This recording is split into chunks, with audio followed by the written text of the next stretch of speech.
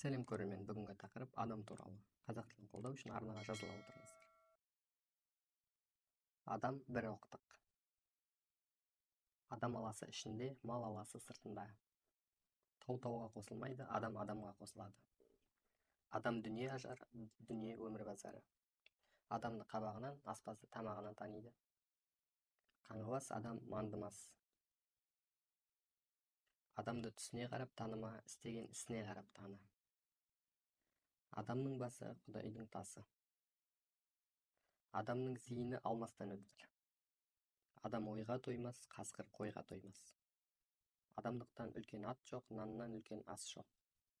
Ағаш көркі жапырақ, адам көркі шүберек. Асыл адамға өлім жоқ. Адам жаманы бар, күннің жаманы жоқ. Адамның ұлты бетінде, адамгершілігі ниетінде. Айнаға қарап емес, адамға қарап түзел. Біреудің бойы аласа, біреудің ойы аласа. Жақсы адам жұрттың арасы. Кісі аты тершіл, кісі киімі кіршіл. Екі кісі ығысса, бір кісілік орын бар. Адамның жүзіне емес, сөзіне бақ.